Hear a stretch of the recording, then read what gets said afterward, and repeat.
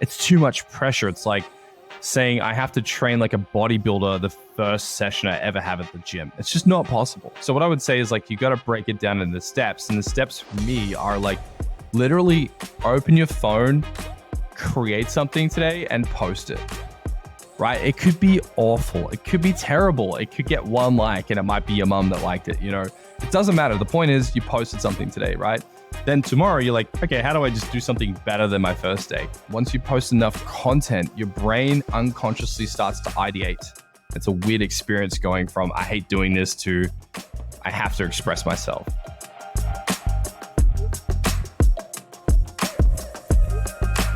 Today on Strategy Shorts, I'm joined by Dain Walker. Dain is a brand strategist, the CEO of Rivyl, and to date is pushing 600,000 followers on his Instagram feed.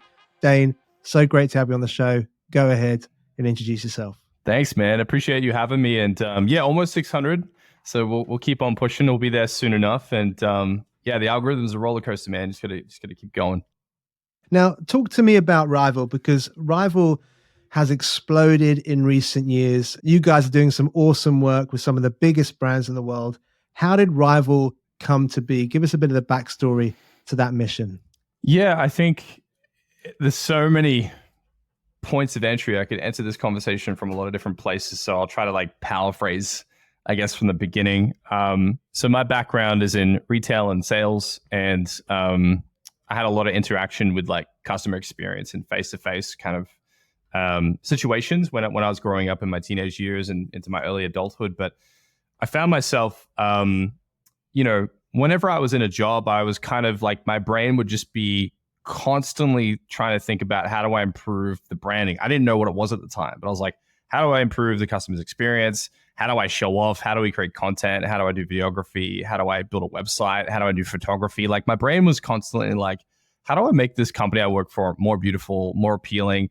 It was just like an itch I had to scratch. So whether I was working at a car dealership or an insurance company or a gym, I'd always be like, can I design a better logo? Can I like update the website? I just couldn't help myself. So, in hindsight, I didn't know it was branding, but like I had a background from my teenage years, like doing graphic design. So it wasn't really until I was in a gym and I started producing video content that was going viral that I was like, oh, I'm kind of good at this content thing.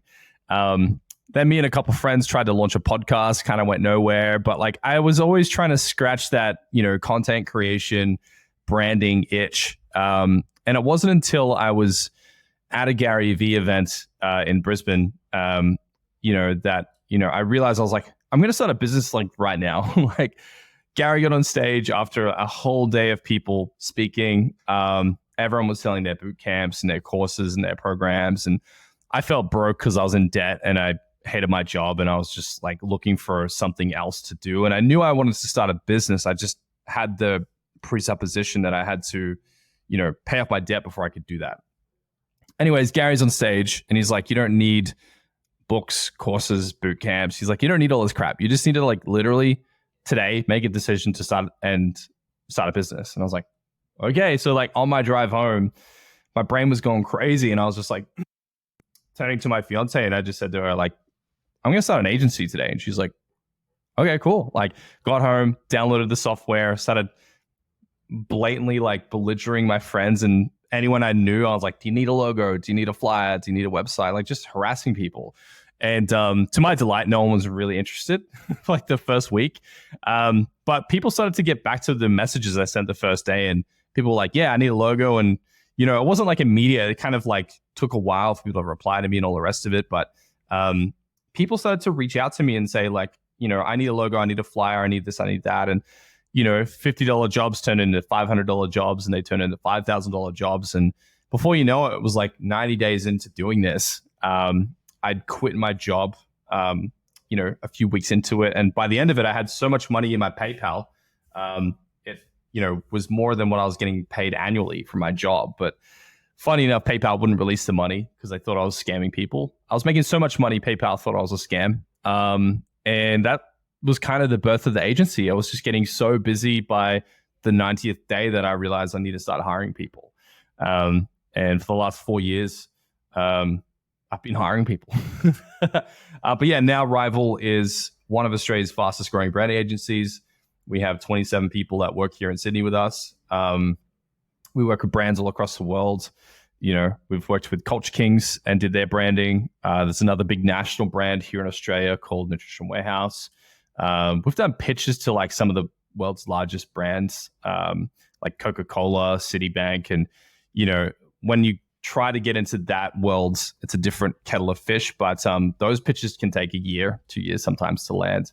But yeah, man. So now here we are, and my day-to-day life is, sitting with clients, figuring out their strategy, hanging out with the design crew, coming up with design concepts, hanging out with this copywriting team, writing taglines, ideating names for businesses. Like, this is like Disneyland for me every day. I get to scratch my itches every day doing what I love, man. So that's kind of loosely and like rapid pace how we got here. So you mentioned Culture Kings, and I know that was a big moment in the history of the business, short as it's been, but that was a moment that I think signified how fast you were growing and the impact you were making. Talk to us about that moment. Like, was that a moment when you were like, wow, we're on the map, guys. Like, we have made it. We're now taking on some really big work with some really big names. Yeah, it was certainly a pinch myself moment. I remember waking up in the morning and Simon Beard, who's the founder of Culture King, sent me a DM. He's like, "Hey man, I love your stuff." And I was like, whoa. Like, I was like, is this actually Simon Beard? Because I grew up as a kid here in Australia. Culture Kings is like, it's like our Nike, man. Like, it's a big brand. And I was like, there's no way this is Simon Beard. So then I started messaging him back, and it was stressful because sometimes it'd be a couple of days. I'm like, oh, maybe he hates me. Maybe he doesn't want to reply to me. But it would go back and forth a little bit. But then I was like, do you want to get on a call? And he's like, sure. And I was like freaking out, like getting on a call with this guy, panicking and just thinking to myself, like, what have I gotten into? Like, I'm this tiny guy on Instagram. I have no chance of like rebranding a Culture Kings. But I got on the call. We just kind of hung out, and he just expressed that he hated guys that wore suits, and he hated these big conglomerate marketing entities. And he's like, I want to do stuff that's cutting edge. It's fringe. It's kind of like, he's like, I just want to go for it. Like, can we work on the brands? And, I was like, sure. And then we didn't pitch the logo initially, but when I was in the project together with him, I was like, hey man, like, can we update the logo? Like, there's a few things we have problems with here. And he's like, sure. So then we added that to the quote, and it was a pinch myself moment, but like, I would say like, it was almost like a too good to be true. Like, we got lucky. Can this happen again kind of thing? But I think what happened was, once you get like a big win like that under your belt as an agency, it's such it's a mechanism of proof, so it's like, I can't be too arrogant about it, but like, there's been times where people are like, show us your portfolio. And I was like, here's Culture Kings. They're like, oh, okay. Like, we're ready to work with you. So it's certainly helped us. And I think that moment with Culture Kings allowed me to realize the only thing between me where I am right now and my mindset as a business owner and like where the agency could be is literally my mind. Like, I know this is oversimplification, but I literally had to realize I need to get out of my own way. I need to kind of remove this veil of this imposter syndrome and just go, holy shit, we can do this. My team are capable of rebranding anything. I need to get into the room with these people. So then the game went from being, I'm going to post content and cross my fingers and hope people come to me, to my strategy going, how do I get on a stage next to these people and in front of like people at events?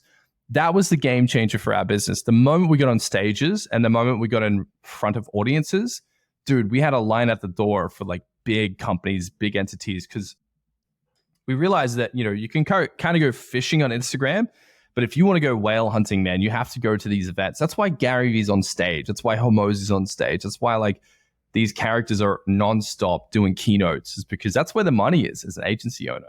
Even if you're not speaking, but you're in the room. So I think the Culture Kings project forced me to think, how do I get more of that? And then I realized, it wasn't on Instagram. Occasionally you'll get one, but like, if you want to fill up your roster with epic projects, you got to get in the room with the 1%. And we're making like a mini YouTube documentary about this at the moment, but it's like, how do you become a part of the 1%? You give value to the 1%. How do you give value to the 1%? Get in front of them and have something valuable to just throw at them, something irresistible that they can't say no to. And that's what we've started doing with people like Lewis Howes, Tom Bilyeu, David Meltzer, Andrew Schultz. Like, we're working with like these celebrity personal brands now because like we're undeniable. We're just like throwing this amazing work in front of them and saying, we can tackle your problems. We know what they are. And they're like, what are they? And they're like, these problems. And they're like, how did you know? So it's just, yeah, it's like, I don't know. I kind of feel like Goku. It's like Super Saiyan 1 through to 7. And I'm just like, every season I'm just like, how do I get to that next Super Saiyan level, Weird segue, but I hope that makes sense. It does, absolutely. And do you know what? This show is all about practical value, giving people things they can take away and try.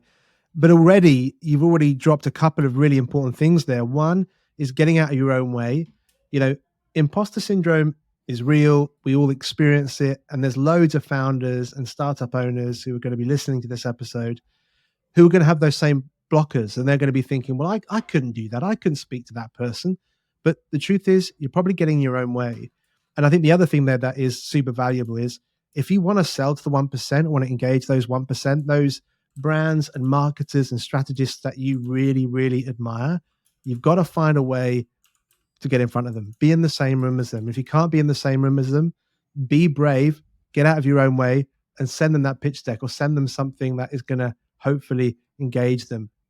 So you've been talking there a little bit about how busy you've been as a brand and the fact you've got to get on stages and you've got to get out there and meet people. Now, you've got a bit of a world tour coming up, as I understand it, because somewhere amongst all of that craziness and busyness and branding, you've managed to write a book which you're taking on the road. Why don't you give us a little introduction to the book and what it's about and where you're taking it?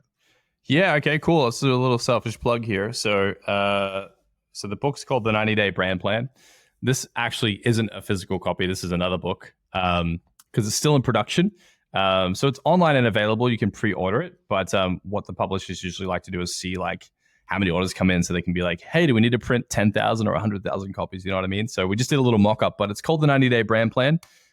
Essentially, dude, this book is about like, everything we kind of talked about, which was, my experience with starting an agency from scratch and like the first 90 days of my journey. So like, why did I get started? How did I get started? What were the first things I did? And then like, what were the stages that led me from working a full-time job and doing this on the side to doing this full-time and like pitching to clients like Culture Kings. And like, I go into 12 chapters and each chapter has like its own conceptual lesson. And at the end of it, there's a little workshop you can do. And then we're also adding a QR code in so you can scan that and then do like a little bit of an online thing as well. So like, we're just really trying to give a ton of value. And the whole objective here was to teach the masses, like, you can build a personal brand. This is why it's valuable. This is how to start one. Whether you want to start a side hustle or you run a big company and you realize you need to become the face of it, like, how do you conquer and master personal branding? What is it? How do you build one? And how do you make sure you kind of stick to the unwritten rules of like what it requires to succeed at that? But yeah, man. So we're going to Dubai next week, and then we're going to France and Miami, and we're kind of touring Colombia and Latin America and Mexico. So we just have a lot of keynotes coming up this year. So I'm taking the framework from this book and just teaching it on stage, as well as launching a course and a few other things around personal branding. Well, I can't wait to get my hands on my own copy because, the fact that you're on this show, practical value, things that people can try, that's the whole gig for Strategy Shorts. And I know that you've been thinking about something for the audience to share today about how you can hit the ground running with content and how you can begin to position your story around several key verticals for you. So why don't you begin to take us through what that framework is, and I'll jump in if I've got any questions. Yeah, sure, man. So I think like an easy beginner exercise someone can do is just ideate, or at least play with ideating what they should produce content about. So let's just say someone's like, all right, I'm happy to start a personal brand. I'm happy to produce content, but like, where the hell do I start? How do I get my sea legs and how do I figure this thing out? And I would say like the whole process of starting and the whole 90-day brand plan is all about like kind of just going for it and figuring it out as you go. Like you can't break your brand in 90 days. It's almost like you need to discover, you need to deploy and discover as you go. And so many people are terrified to make a misstep. They're like, we have to get it perfect from the beginning. It's too much pressure. It's like saying I have to train like a bodybuilder the first session I ever have at the gym. It's just not possible. You know what I mean? Or I have to run a marathon the first time I go for a run. It's too much. So what I would say is like, you got to break it down into steps. And the steps for me are like literally open your phone, create something today and post it, right? It could be awful. It could be terrible. It could get one like, and it might be your mom that liked it. You know, it doesn't matter. The point is you posted something today, right? Then tomorrow you're like, okay, how do I just do something better than my first day?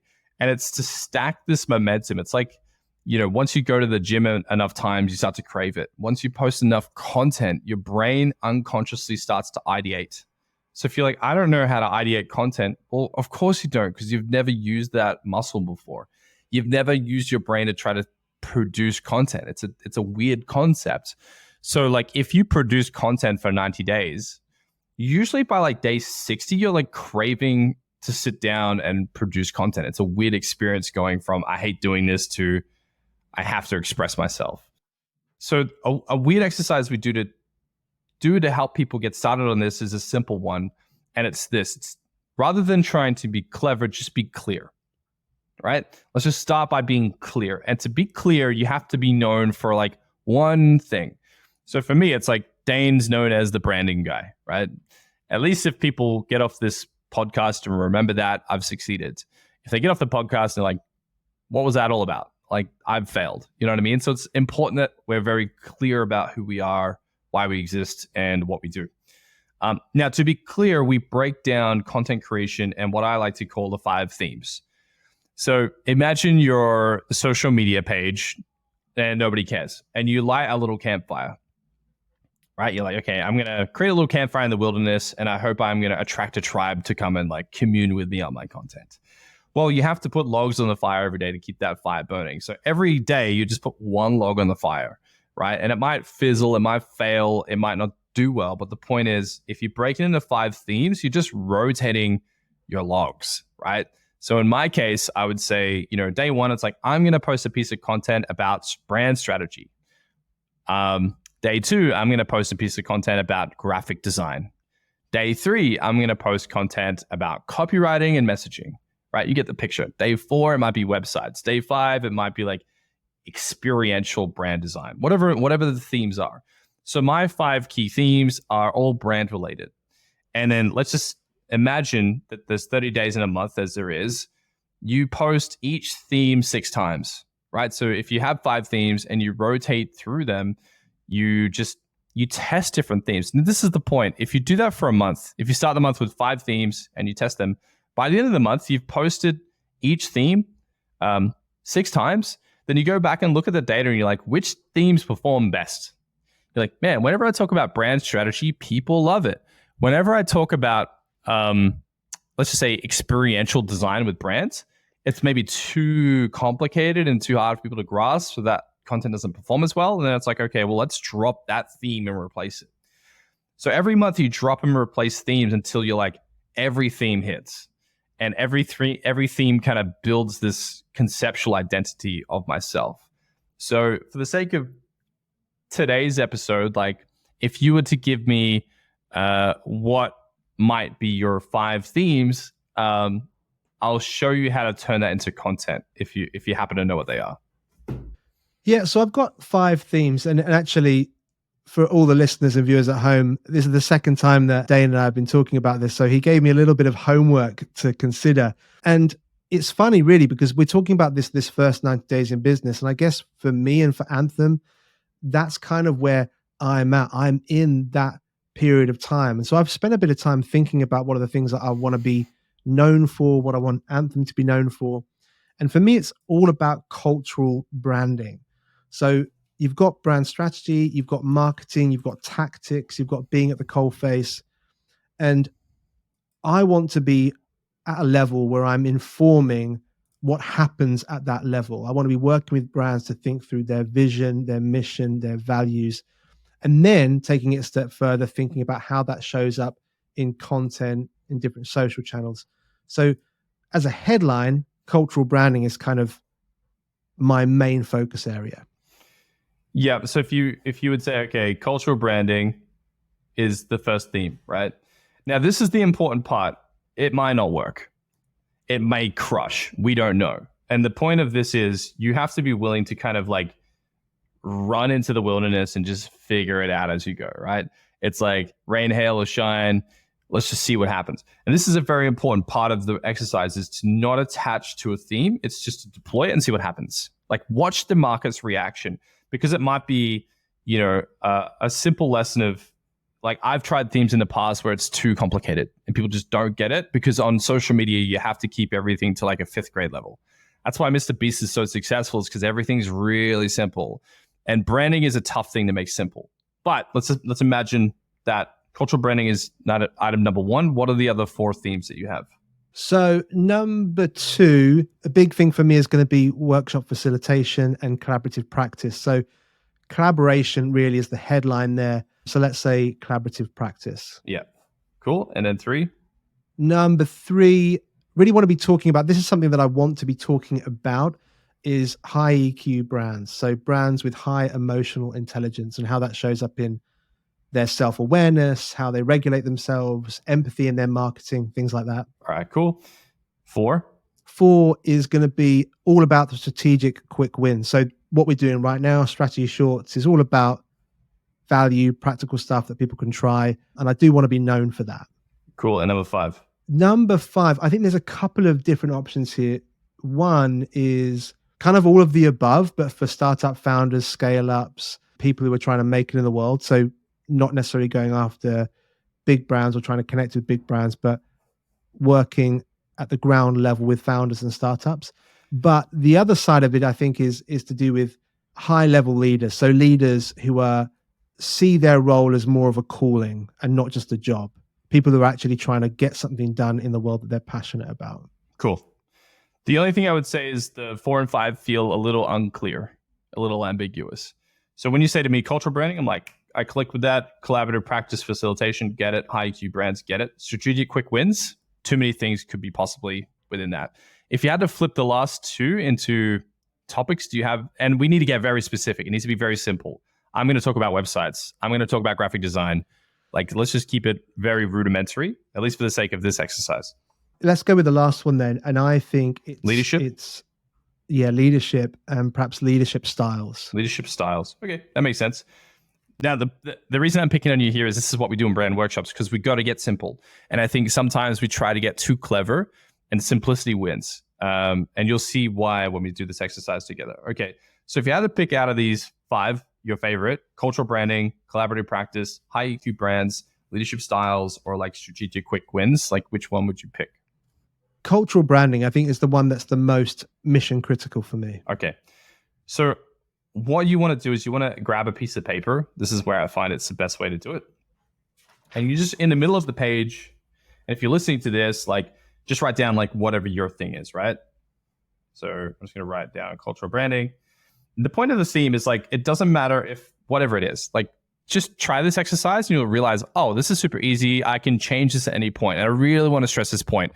Your 5 key themes will change. They will 100% most likely change. It's going to shock you how the tribe you build will kind of drive the direction you go in, because you'll discover things you're excited about you didn't realize you were at the beginning, right? Okay, so cultural branding. Now, if you ask yourself just some standard questions, and this is where it can be a little tricky when you stop, and once you kind of click in on this process, it becomes very easy and it starts to become fun. So just ask questions about the subject matter. So the first question is like, well, what is it? Why do I need it? Will it help me? What's the benefit? You know, these questions, like if you threw a few questions at cultural branding, what are the common questions about it that you could throw at the subject matter? And we'll just continue to list, like, kind of like a spider web around it. Like, you write the word or the subject matter in the middle, put it in a circle, and then you just have like these like lines coming off and you just hit it with questions. What questions would you ask? bear with me 1 second, because I think the conceptually where I'm struggling is I'm talking about cultural branding, but it's not necessarily a term that the audience are going to be, they're not necessarily using that terminology. Yeah. So when you do the exercise, and it's a great point that you make there for the listeners, right? Like it's, I think what people tend to do is they tend to overcomplicate this exercise. And the exercise is really like, what's the subject matter? And then like, what questions would people have about that subject matter if they knew nothing about it? So let's imagine you're a philosopher or professor at university, and you're like, okay, class, like we're going to teach you for the next semester cultural branding. What questions do you guys in the classroom have? The classroom would be like, what is it, professor? Why do I need it? How's it going to help me? What's the benefit? Like, it's just, you just want to string out these standard questions because that's where the magic turns into content. And I'll show you in a moment. So in the scenario where I am in the classroom and the professor is throwing out cultural branding to the room, I'm going to be immediately going after a few key questions. Number one, what is it? What on earth are you talking about? Why do I need it? Or why does this matter to me? What does it do? I think that would be a big thing. Like, what does this do in the world? Yeah. And also just one more that I've noted down. Yeah. How does it work? Okay. So just listen out quickly again. How does it work? Why do I need it? What does it do? What does it do? Yep. And what is it? What is it? Cool. And so like the reason you want to do this is like in the middle of the circle. I don't know if you can see my screen here. You write the subject matter, and then you just attack the subject matter with standard questions. What is cultural branding? What does it do? Why do I need it? Does it really work? Can you show me evidence? Can you tell me a story about it? Like you just smash it with questions. So then you go a layer out again. So like, let's just say, okay, cultural branding, what is it? So, if I were to ask you, like, what are all the things that cultural branding is, if you were to list them? And like, we're branching out again. So it's almost like we're creating another branch of the tree from that question. So I guess in terms of what it is, it's things that really matter to a brand at a high level. It's things like vision, mission, how it shows up in values and the way employees and customers talk about the brand. It's about ownership. So it gets very, very practical, but it all is attached back to that sense of mission and purpose and where your brand starts. Great. Really, and being rooted in culture. Very cool. So I'm just writing that down. So then, okay, if we go back to the middle, okay, cultural branding, then out to a question. Why do I need it? Then we branch out from that. What would you list as some of your answers? Why do I need cultural branding? You need cultural branding because it's the thing that's going to set your brand apart from everybody else. Because everyone's doing the same tactics. Everyone's trying the same tricks to get reach. And if you really want to stand out, your brand really needs to be distinctive. It's got to have its own voice, a sense of personality. Great. Okay, so just in this session just now, we've probably listed 20 ideas for content. Right, so if we go out to the end of the branch for, okay, cultural branding, why do I need it? Okay, set you apart. It's like, okay, how do you turn set you apart into a piece of content? Everyone's the same. That's a piece of content. How to be unique, how to stand out, how to differentiate. Like these are like, if you scroll through my Instagram feed, you'll see these headlines, like how to stand out, what are brand values, how to create a brand mission. You know what I mean? So like, I always go back to the subject matter theme. I branch it out with a question, and then I think about how would I answer that question. And this is how someone would sit down and write down 100 ideas for a piece of content. And usually I would sit with someone in a session, and we wouldn't stop doing this until we had 100 content ideas for each of the 5 themes. And what they start to realize is they start getting a highlighter out, and they start going, I want to talk about that. That's easy to talk about. I got a story for this. I got a cool thing over here. I've got a nice way to kind of package. Your brain starts to go, oh, this is easier than I thought. And then day one becomes a hell of a lot easier. You're just like picking one thing you just ideated that you already kind of have some ammunition for. And if you find that you don't have any ammunition for whatever reason for all your subject matter, it's like time to learn. Like pick up a book, join a program, do a book, like go and immerse yourself in the universe of that subject matter. And before you know it, you probably will have an answer for every question, So I think that's the beauty of this exercise is like, you sit down with this for 10 minutes and then you realize, oh, now I know how to make content and I can make infinite amount of content. Like this is usually where people go, this is so much easier than I thought. Because when you sit there and you open your platform, you're staring at an empty platform. It's so hard to think of ideas. But once you do this a bunch of times, like, you don't even need to do this exercise anymore. You'll just have an itch in the morning to go, I want to post about this topic today. I saw something, I was inspired, or whatever that might be. Yeah, that's awesome, because it does a few really, really important things. It broadens your horizons, and it begins to give you clues about where you want to invest your time and energy. And perhaps they're revelations to you because you haven't thought about pulling on that thread before. Yeah. Because sometimes it can be so difficult, like you say, when you open up a platform or when you're trying to make something happen and you're perhaps embarking on a new content adventure, it can be really difficult to figure out what are the things that I'm really passionate about. And you need a process like this to reveal those points of passion, those things that you really want to talk about and throw your heart and soul into. It's also going to reveal the things that you don't know yet and you need to learn. Like you said, grab a book. It might be time to join a course. But also, it's going to give you like 100 ideas so quickly. And I think that this approach is going to be a revelation to a lot of our listeners and viewers. So that's awesome. Thanks, man. But like, here's the important thing, right? So let's just say you pick 5 themes and you start ideating content.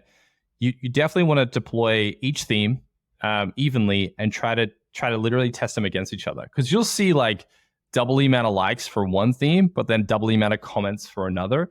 And then you just pick like, okay, like the subject matter that I seem to be doing best at is this. Let's like double down on that, or let's like pull it down to 3 themes, like whatever. Like, there's no rules here. The point being is, like, I think so oftentimes when people start on social media, they're too ambiguous. It's too confusing who they are, what they stand for. Like, if someone can't tell in like 1/4 of a second what your shtick is, you're being too complicated. Like, it's the biggest pain I see on social media for personal brands is they're trying to be too many things.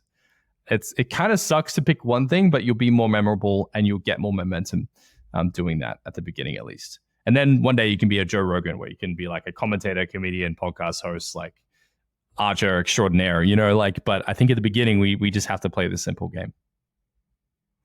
You know, we love to finish every episode with something really, really practical. Now, this has been packed with value. This has all been super practical. But would you say that's your one top tip for people to take away, is just remember to have fun with it? Just kind of 2 tips, but have fun with it and be really disciplined about keeping it simple. Yeah, I think like, and I know I kind of hop on this, but that's usually the biggest Achilles heels, is people are trying to be too clever. They're trying to overcomplicate it. They're trying to jump on trends and jump on tactics. I think the people I've seen succeed the most with content creation are just keeping it mega simple, and they're just super consistent. They show up every day. They hit the same notes. They differentiate it a little bit. They have fun, and I think you gotta love it. Like, if you don't really enjoy teaching and like entertaining and like producing and creating, this is gonna suck for you, right? Like, one thing that happens in this 90 days is you'll learn that you'll never want to build a personal brand, or you'll find a way to fall in love with it. But the way I fell in love with it was unique to me. The way you'll fall in love with producing content daily has to be unique to you.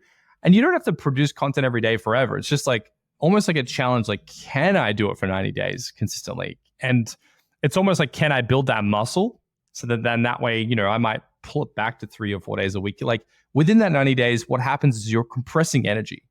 If you can put a lot of energy together in 90 days, you'll see your Instagram or TikTok or whatever channel pop off. Like, there's no way if you're producing good stuff for 90 days that you're not going to get ignition and some momentum.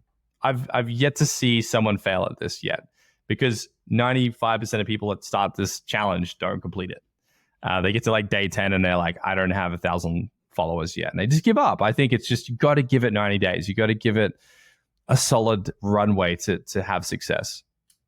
Dain, we are just about done for time, and I want to say a huge thank you. It's been great hanging out with you again, and I know that you've got so much on your plate at the moment, so thank you for making some space for Strategy Shorts, and let's speak again soon. Dude, it's always fun to jam out in strategy, man.